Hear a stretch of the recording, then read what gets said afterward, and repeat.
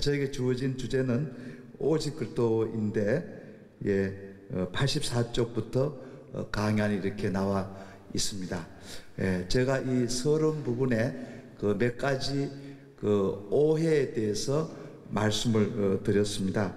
보면 거기에 서론은 그냥 넘어가고요. 두 번째 16세기 종교개혁에 대한 오해를 몇 가지 말씀했습니다. 그런데 너무 놀라운 것은 보통 우리가 중세에 실제 가령 어떤 사람이 한 100층 빌딩에서 떨어지면요 그냥 반죽이 될 정도로 뼈는 뼈대로 그 의사 선생님이든지 또 119가 손을 쓸 수가 없어요. 그래서 중세의 이 사회는 정치, 경제, 사회, 문화 모든 면에서 손을 쓸 수 없는 그런 흑암의 시대였습니다.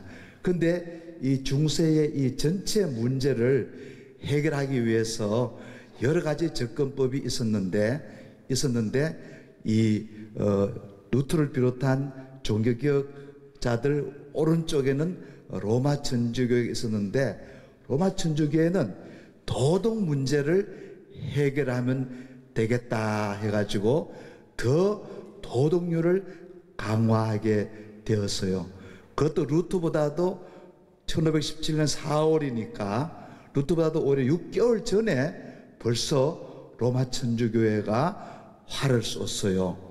너무 놀라운 것은 왼쪽에 그 노민운동이라든지 이런 급진적인 운동가들은 천주교보다도 오히려 거의 50년 전에 이 중세의 문제는 정치 문제와 경제의 불균형을 해결한다 해가지고 정치 경제 방법으로 접근을 했어요.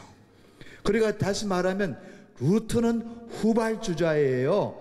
가장 선구자가 정치 경제로 유럽의 모든 문제를 해결할 수 있다. 천주교회는 도덕 문제로 도덕의 회복으로 해결해야 된다. 그런데 루터는 종교 문제로 해결한다. 다시 말하면 신앙의 문제로 해결한다. 여러분, 우리 속에 참 종교가 없고 참 신앙이 없고 우리 속에 성령 대신에 악령이 있고 우리 속에 하나님 말씀 대신에 인간의 말이 있을 때에 저절로 정치, 경제, 사회, 문화가 토탈로스 되는 거예요. 그러나 루터는 바로 이 모든 문제를 해결하기 위해서 종교에 집중을 했다. 그래서 종교개혁은 수많은 문제들을 해결하기 위해서 종교에 포커스를 맞춰가지고 모든 문제를 도덕 문제도 해결하고 정치 문제도 해결하고 다 해결했다는 것이에요. 그다음 두 번째 이렇게 보시면 종교개혁자들이 싸움박지만 했다. 그래, 나는 화가 나는 건데 이것이 이 10월 31일 되면 굉장히 불안해요. 상당한 종교개혁 기념 예배 저희 학교에도 오는 강사들이 종교개혁자들은 싸움박질하고 분열했다고 그랬어요. 그것은 새빨간 거짓말입니다. 여러분, 종교개혁자는 한 번밖에 안 싸웠습니다. 한 번 마르부르크 대화에서 그때 이제 루터하고 저베르니가 붙었습니다. 근데도 마르틴 부처는 싸움을 말렸어요. 그 나중에 보게 되면 루터와 마르틴 부처는 비텐베르그 신앙고백에서 우리는 같은 형제다 그러고 사인하고 또 2세대인 불링거와 칼빈도 이제 쥐리 신앙고백에서 쥐리 그 일치신조에서 또 형제자매다 그러고 또 아까 우리 부총장이 발표하신 하이델베르크 요리 문답에서는 이 루터의 그 정신과 종교 개혁 신학의 개혁주의의 모든 정신을 다 담아서 나타났기 때문에 그럼 여러분들 잘 아시기 바랍니다. 어쩌다가 엄마 아빠가 여러분의 성적이 나빠가지고 원인은 여러분 때문에 싸움박질을 했는데 딱 한 번 싸웠는데 친구들한테 가지고 우리 엄마 아빠는 눈만 마주치면 이건 나쁜 거예요. 나쁜 거라고요. 그래서 우리 종교개혁자는 사실은 마르부르크 대화에서 딱 한 번 싸웠고 뒤에는 싸우지 않았습니다. 확실히 하세요. 세 번째입니다. 오직 이에 대한 그 오해예요. 그 은혜, 믿음 이렇게 네 개 단어 앞에는 이 오직인데 앞에도 이미 다 말씀하셨지만은 저는 이제 여기서 보면 이 오직이란 말은 우선순위와 뿌리에서 오직이에요. 그러니까 오직 믿음이란 말은 믿음이 출발점이고 뿌리란 말이에요.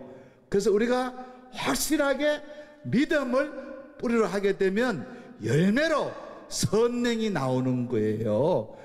요새 자꾸 루터를 때려요. 루터가 박살나고 있어요.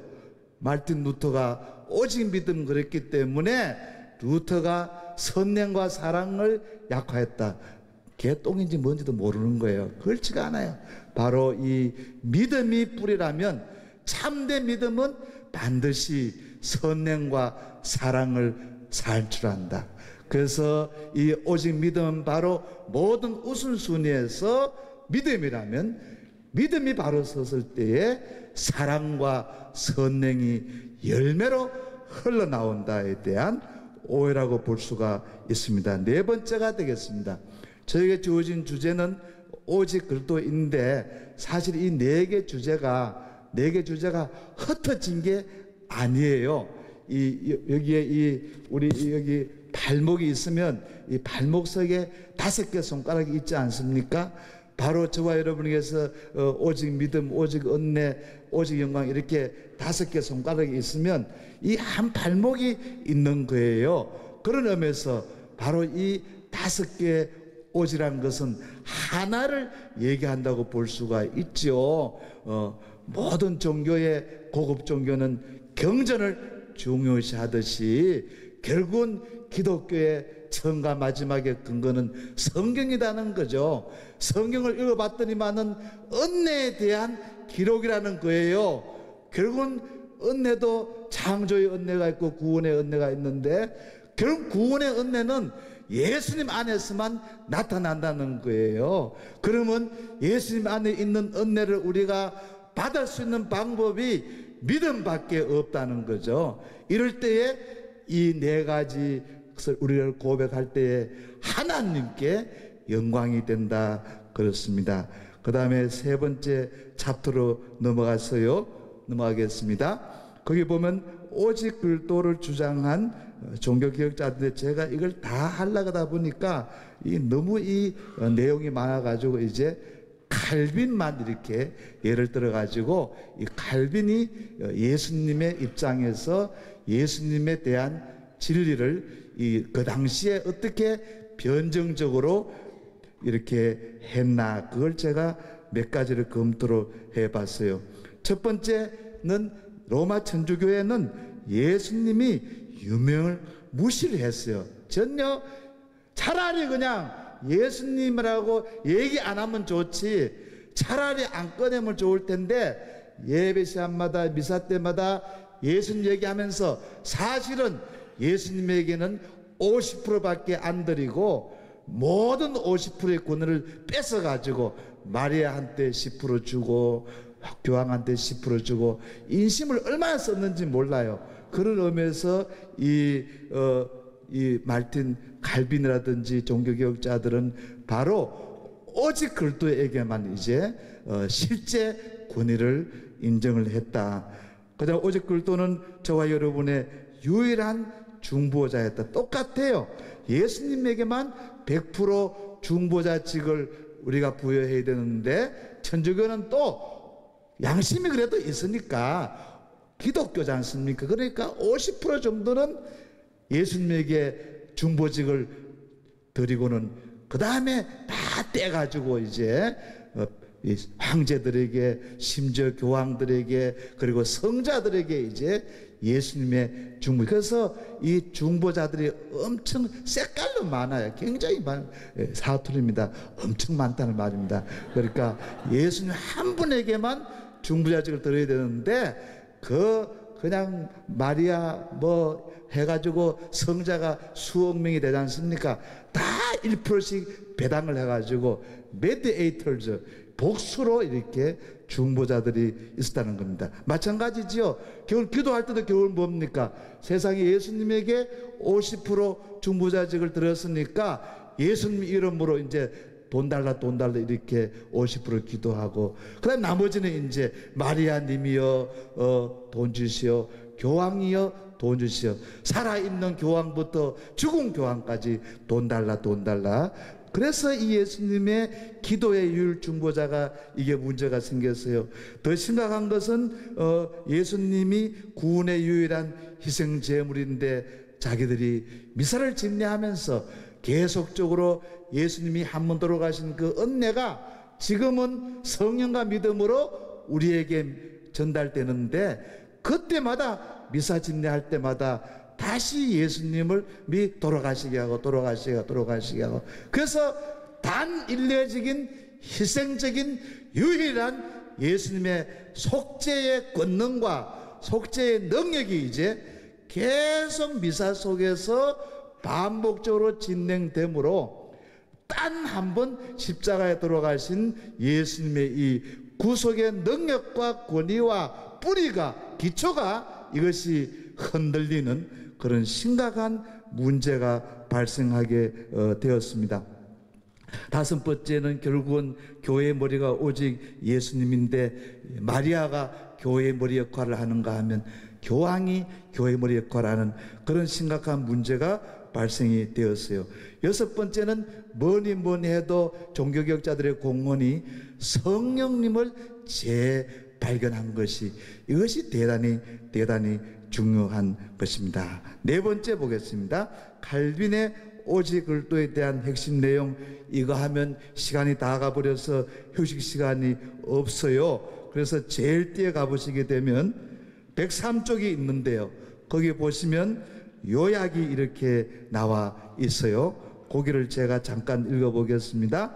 칼빈의 기독론과 관련해서 우리는 주로 세 가지 구속사에서 중보자 예수들을 다루었고, 중보자 예수들의 인격을 다루었고, 중보자 예수들의 사역을 다루었다. 그래서 이 예수님은 이미 구약 시대부터 지금까지 계속적으로 구속사적으로 예수님은 중보자셨다는 거, 그리고 예수님은 참 하나님인 동시에 참 인간이시고 죄는 없으시다는 거, 그리고 예수님의 중요 사역은 왕, 제사장, 예언자 이 삼중직 사역을 지상에서도 감당하셨고, 그리고 지금 성천하신 이후에도 계승해서 감당하신다. 그 내용이 기록이 되어져 있습니다. 104쪽 6번으로 넘어가겠습니다. 저는 아무래도 우리 백석대학교 내부에 있는 구성원들은 그래도 팔이 안으로 굽잖아요, 그죠? 그래도 팔이 안으로 굽기 때문에 이렇게 좋은 말씀만 할 수가 있는데, 저는 외부에서 왔기 때문에 이렇게 좀 여러분 이 선언서에 뭐가 이렇게 오게티라도 없나 그러고, 제가 지난 7월 달에 3주를 이걸 연구를 했어요.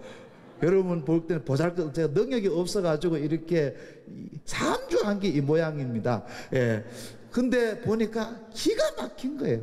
너무너무 기가 막힌, 정말로 기가 막혔습니다. 거기 보니까 2번 개혁주의 생명신학이 이해한 오직 글도의 의미를 이렇게 정의했어요. 이건 제가 읽어드릴게요. 105쪽 위에서 17줄. 예수 그리스도만이 하나님과 우리 사이에 중보자가 되시며 우리의 구원자가 되시는 것입니다. 즉 예수 그리스도만이 영생을 얻기 위한 유일한 길임을 선언하는 것입니다. 야, 정말로 기가 막힌 이 말씀을 선언을 하셨어요. 그러면 우리 종교개혁의 오직 예수도의 신앙과 우리 학교 이 백석대학교 내에 있는 이 신학선언문하고 제가 비교를 해서 여기서 한 그 5개를 뽑아봤어요. 엄청 많아요.